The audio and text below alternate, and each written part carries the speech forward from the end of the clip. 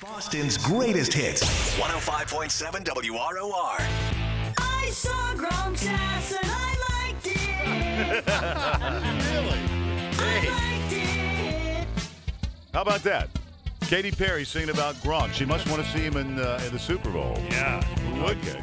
Gronk's going to be great. But of course, she will be at the Super Bowl. We just hope we're going to be at the Super Bowl. We're going to find out if we are going to be at the Super Bowl Sunday night by like 10:30, 11 o'clock. We'll know what a game we have coming up. And so we thought today is officially Patriots Day right here, WRR. So we all thought we would wear our Patriots gear. Not only are we wearing our Patriots gear, we hope you're wearing yours. And we have brought the members of the Endzone Militia into the studio to join us this morning. Now, these are the guys who stand down there during the game, and they have the muskets on, and they're all dressed like Minutemen. So a warm round of applause for the Endzone Militia. Wow. Okay, we got Bob, we got Bill, we got Dan with us this morning. Morning, guys. How you doing? Morning. How you doing? Good.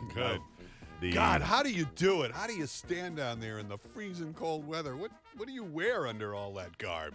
Everything we can. Really? Is it a wool thing? Is that how it works? Yeah. Yeah. Start with a layer of Under Armour and then many layers of wool. Really? I guess the original Patriots didn't have a chance to wear the Under Armour. But, Correct. Yeah. Okay. Does that really help a lot? The Under Armour? It does. Makes a big difference, yeah. Okay. What and- about your feet, though? Your feet, they got. Your feet freeze. Yeah. Yeah. We can put those heating pads, foot heaters that like hunters use. In there, Okay. and That helps. helps a lot. Paul Revere used to do that too on the ride. He did. Yes. we get in the stadium about 2 hours before game time. Jeez. And then we usually disperse in different areas to have photos and stuff with people. And then 1 hour before, we're on the field. Okay. And then we do the same thing down there. And then the players start filtering out. And then the tight ends, led by Gronk, always come down and high-five us. Do for they good really? luck. So Nice. That's Yeah, great. going back to when Christian Furrier was the tight end, he started that tradition. So the tight ends come down before the game on the warm-up, and they high-five the Endzone Militia every game. That's cool. fantastic. That's really cool. Now we're not allowed to fire these in the studio, as I've been told. But we're thinking about letting you guys go out to the parking lot and fire these off. As a matter of fact, we even petitioned the state police, and they said, yeah, whatever. Okay, so you'll be able to fire these off in the parking lot this morning. And do they have much of a kick when you shoot those things?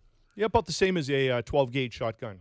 Well, how many in the whole group? Because I know there's more than just the three of you. There's 35 total in What? the group, and at every game we have 10 in each end zone. Oh, my God. I didn't realize that. Yeah, back in the old stadium, there's only 6 musket guys, and then we expanded up to 20 with the new stadium.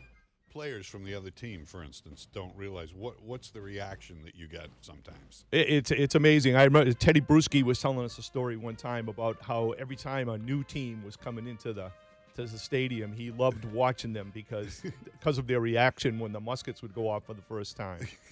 And then 2 years ago, we were doing a Boston Militia game, the women's football. Women's football, yeah. And we fired the muskets. The New York Sharks were in town, and the coach came over to us like at halftime, and she said, I got to tell you guys, half of my girls hit the ground when those muskets went off.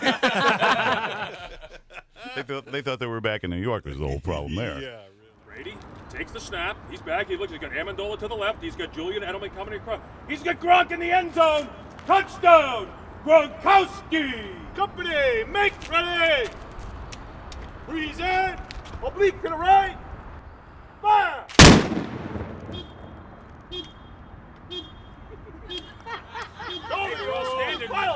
Touchdown, Gronkowski.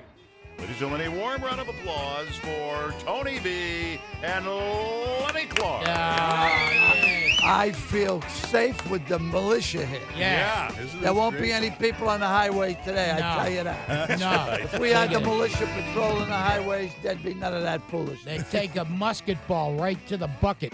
That's right. First of all, these guys are. This is really great planning. Yes. So, Tony and Lenny are doing a comedy show, and guess when they're doing a comedy show? They're doing a comedy show Sunday night Sunday evening. at 7:30, right? Yeah, Okay. 7:30. Okay. Now there's a football game going on at Where? that particular time. Where is that now? Where would that be? That'd be down in Little Foxborough. Well, we planned the show a long time ago. We just didn't go, hey, Sunday'd be good today, you know. But and then the Patriots are doing well. But we're gonna have the show on one side of the club up at Giggles, and then Okay. we'll be watching the game, so you can trickle in and out. Okay. And you know, there's plenty to eat, and we'll be goofing on the game and doing the show in between. Okay, so the game will be going Yes. on while the show is going Of on. course, no, you And can't stop this the is game. a We asked. This is a perfect night for those people. Oh, I really don't like football. Well, come to the show. Show, You right? know? Maybe it'll be all women. Yeah. Plus, that'd it's be for nice. one of the best guys and one of the funniest guys you'll ever meet, Jack Walsh. Tumbling Jack Tumbling Jack Walsh Walsh. is getting a hip replacement. Right now, he's a one-hipped wonder, He is, really. and we're trying to fix that. Yeah, we want to get. We got okay. both hips will be fixed before we're done. Yeah, Okay, good. Lenny, I wanted to ask you something because you're pretty tight with Tom Brady. Yes. So you got any inside scoop? Anything? None whatsoever. That's why we're tight. Are you kidding me? I'm good friends with him and Bill, and we don't discuss football. We never discuss football. We discuss things like Jack tumbling Jack's leg. You know, we got. But you said that Belichick is a funny man. Belichick is incredibly funny. You know, I mean, people.